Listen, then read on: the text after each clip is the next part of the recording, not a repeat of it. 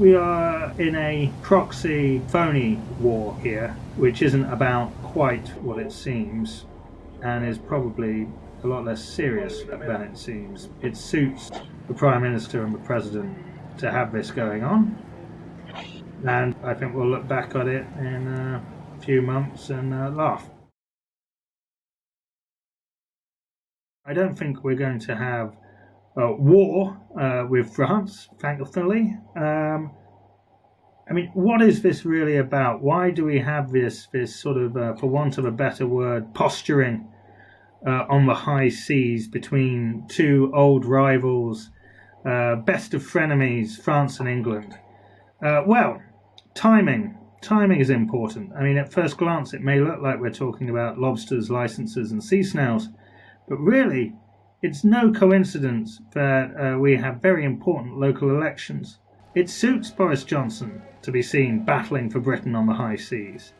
It suits him in the Scottish elections as well, where Scottish fishermen basically feel betrayed by Boris at the conclusion of the Brexit negotiations. And that, when we're talking about the risk of a referendum for Scottish independence, that's going to be uppermost in the Prime Minister's mind.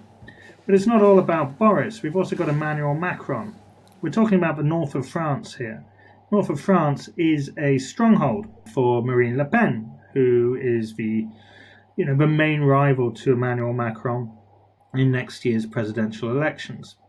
It is important that the French president is seen to be backing his fishermen, especially as those fishermen are going to be able to catch fewer fish as a result of the Brexit agreement. So again, politics, it suits both sides. And in fact, that goes broader. I mean, it actually suits the UK and the EU to be having these rows. I mean, these rows actually, if you look at it objectively, are very understandable. We have an agreement which was hammered out at Christmas Eve under huge pressure. It's only natural there'd be some sort of mistakes, some things which don't work in practice, some teething problems. The question is, how do you want to deal with those teething problems? Do you want to deal with them in a calm, reasoned way?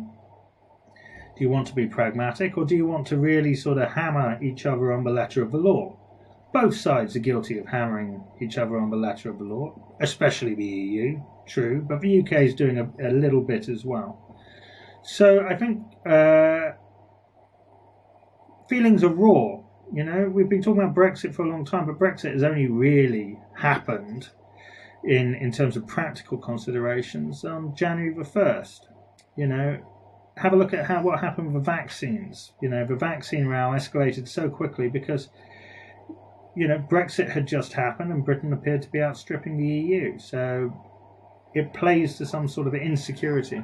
If you look at it like a divorce, when you first divorce, you can't stand to be in the same room as each other.